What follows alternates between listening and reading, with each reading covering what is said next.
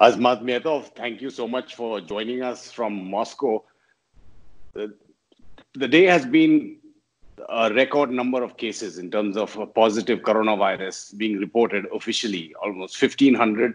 It's taken the number of positive cases to above 10,000, 13 new deaths, which means 76 people have died overall. Is that the correct figure? Yes, it is a good day, Amit. My regards from the Moscow city, which is attacked by the coronavirus. Yes, the figures are correct. It's absolutely true. It's official statistic. The situation is with the cases of the corona is increasing day by day. So number of deaths is also increasing. Not so with not so high speed like in Italy or Spain, but it's also increasing. But what to do? Government is fighting, doing what is possible to do with it to prevent this disease. Well, you stay in central Moscow and you've been in self-isolation in your home. All your meetings are carried out through various video chats that you do. If you were looking out of your window currently, what would you see there in terms of the traffic or pedestrians, people on the road? You know, from the first week of the self-isolation, this quarantine regime in Moscow, first week was absolutely no one was on the streets except just services and police. Now people are slowly going out, but it means that it's not full. The street is not full of people. Today I counted only 12 persons. From these 12 persons, 2 of them was the police guys. 3 of them was the services like, you know, cleaning of the streets and cleaning of the water systems.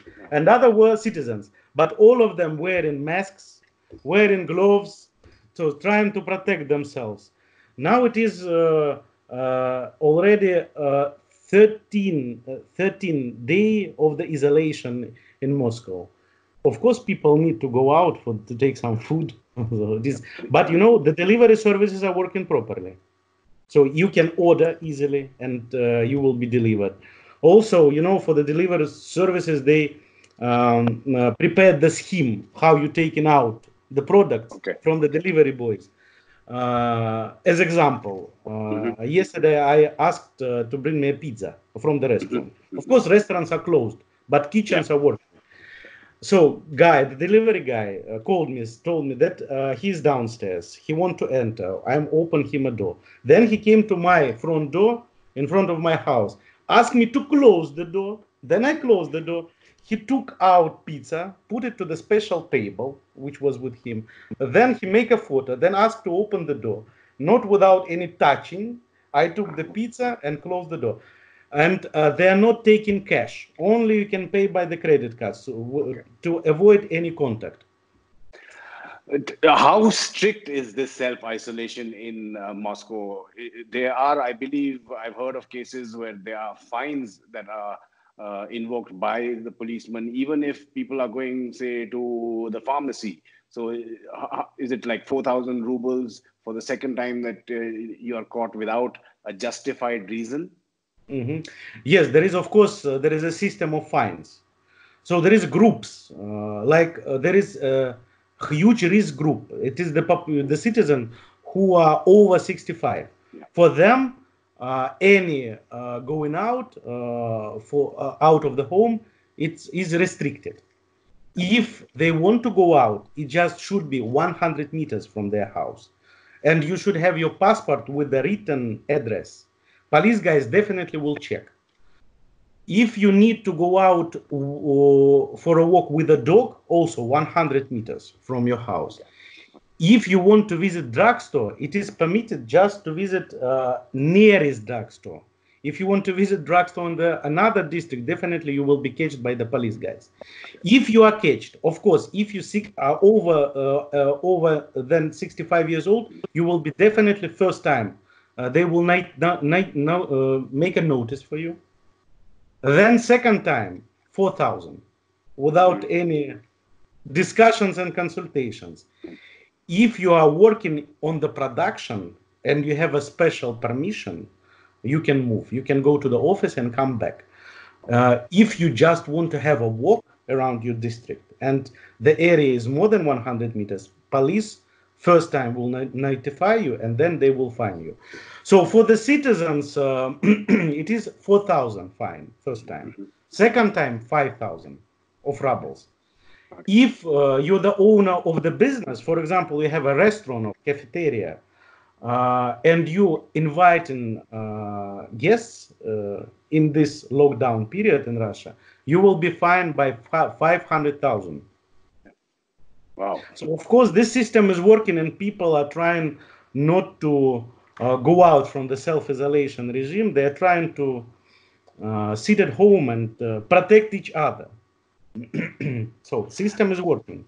Uh, how does a normal Moscow citizen or a Russian citizen view, say, what's happening in terms of the leadership? Now, President Putin has been coming on television every 2-3 days. The last one was on Thursday itself. Is he giving the message that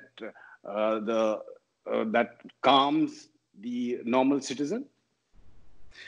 You know, a president is speaking with the whole population, with whole citizens. He's trying to do it every 3-4 days. Yeah. So last talk was yesterday at 4 o'clock in the day. So, and he invited to this video conference most of the ministers, most of the governors from all the regions of Russia, and he make a list of the measures that each of the region and each of the ministers should do.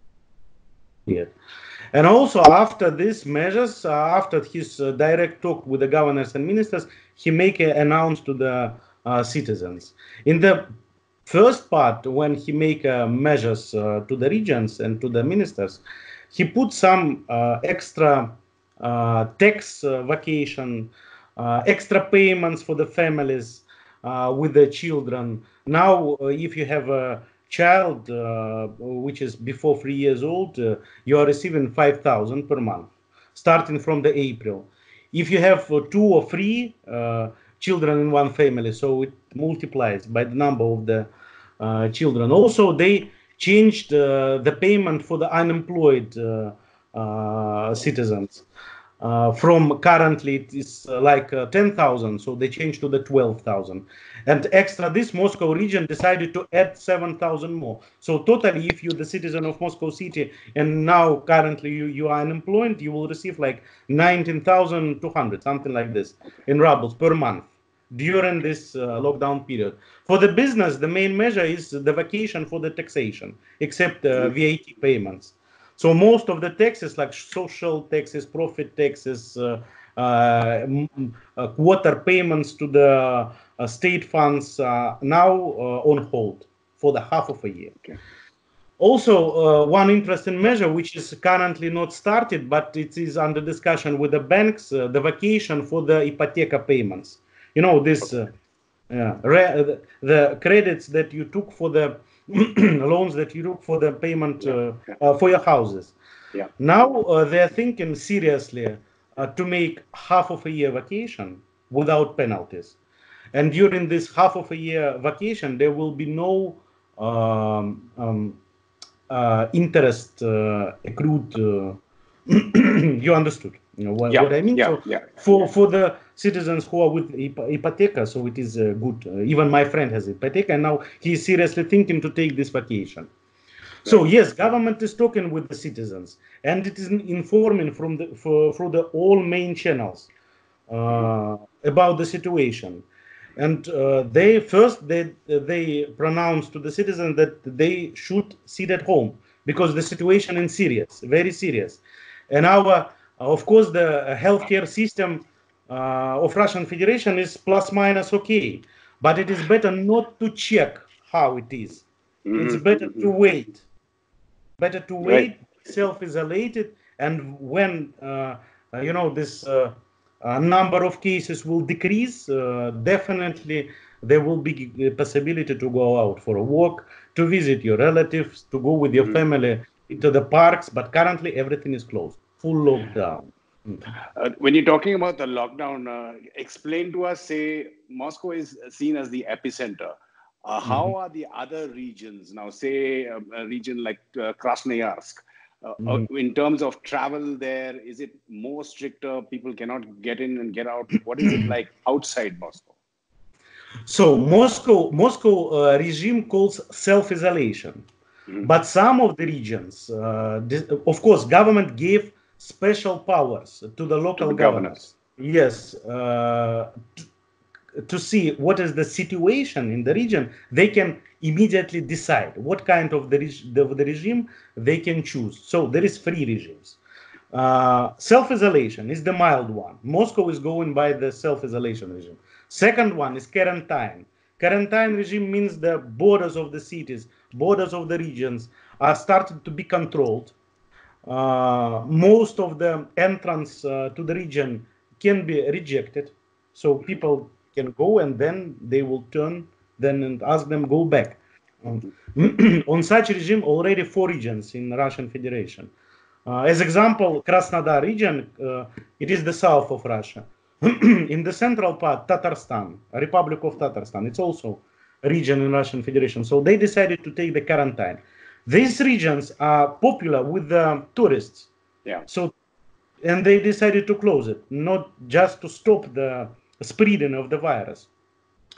If we're talking about other regions, most of them sitting on the self-isolation regime, like Moscow. Yes, the situation in Moscow is different than in other regions. The number of cases, the biggest one, it's more than 5,000 in one city. But Moscow city population is the biggest one.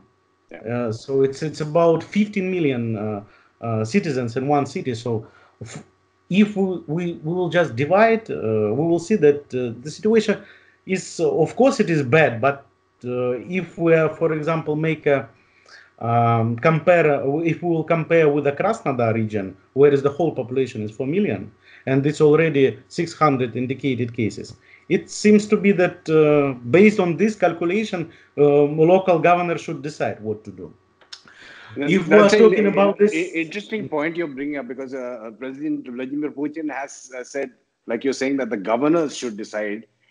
He's not centralized decisions are not so prevalent, but there's criticism of that also. Like your own Moscow political chief Sergei Sobyanin says that Putin is not doing enough, that the figures are fudged, or they're not reflecting the correct number.